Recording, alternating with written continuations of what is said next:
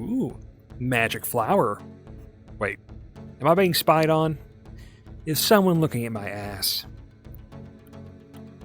It's you. You're looking at my ass. Admittedly, it's a very nice ass to look at, so I don't blame you. While you're here, I'll talk about a movie.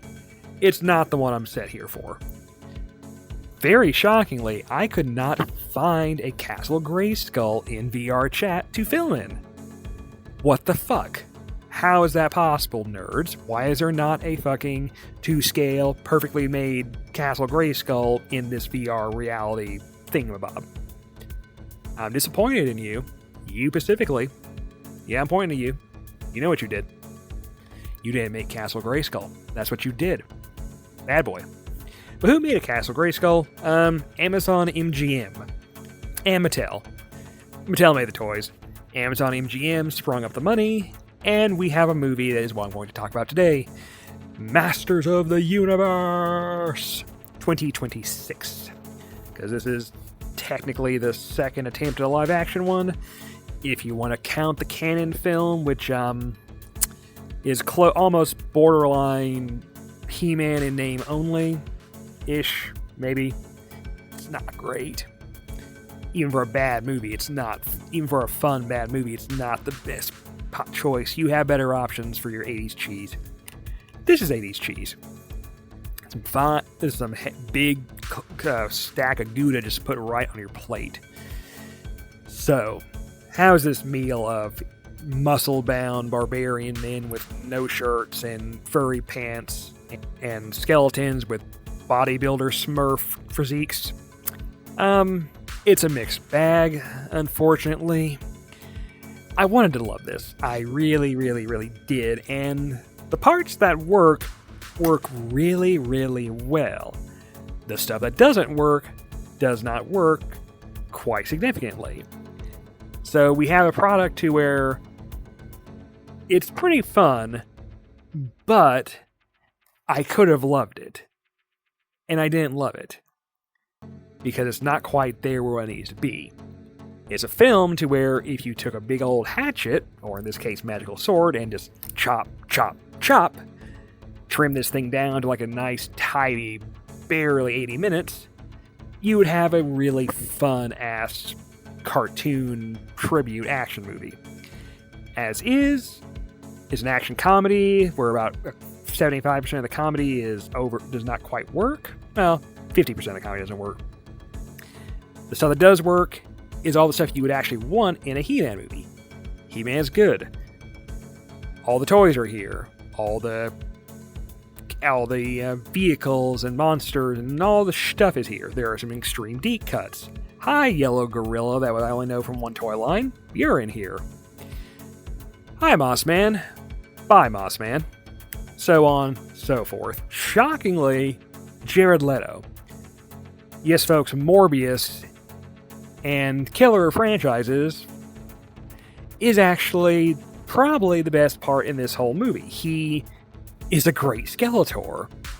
He understood the assignment, which was to be a honey-baked ham and ham it the fuck up as your big muscle-bound blue skull-faced Smurf man.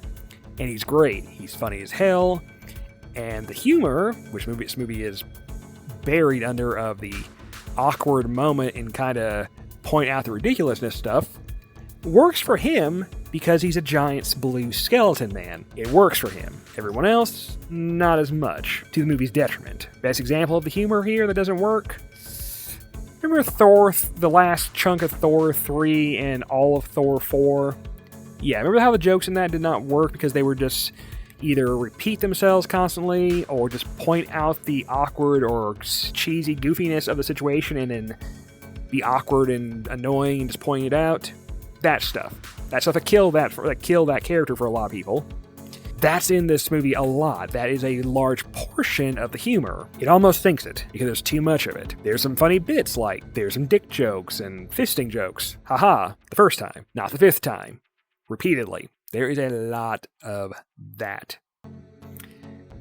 Thankfully, the sum of the parts help.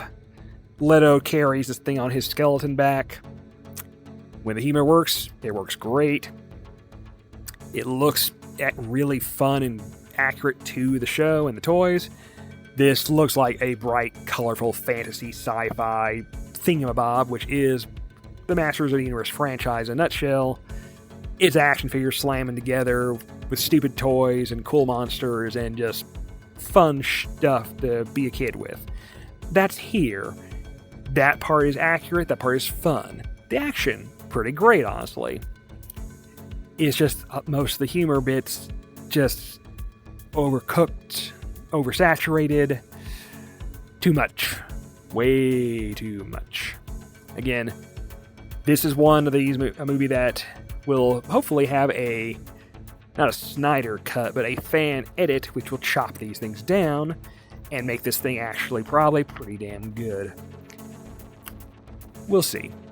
So I look forward to that. Are we going to get more of them? I kind of doubt it. We'll find out. I don't think anyone's going to see this because I don't think there's actually that much interest in He-Man at this point, beyond just the nostalgia bait. And even in the nostalgia bait, Mattel's been trying to make He-Man happen again since the original run of He-Man, and it's never quite happened. While all the other evergreen nostalgia properties like Ninja Turtles and Transformers and whatnot have never been allowed to actually die, He-Man keeps crawling out of the grave and trying to catch up, and none of them have taken. And this is probably the last big shot, and I don't think it's going to take either, which is disappointing because I enjoyed this enough that I would like another one, another attempt to streamline, to see what worked, to improve, so on and so forth. I don't think I'm going to get that, even if the movie's sequel waits for like 3 different elements right at the ending. You're not getting that, folks. Sorry. I would like to be wrong, but I usually ain't. Well.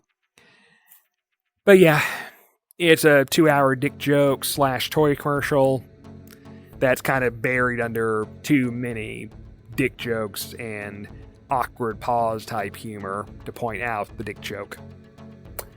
I wanted to love you. I just barely like you.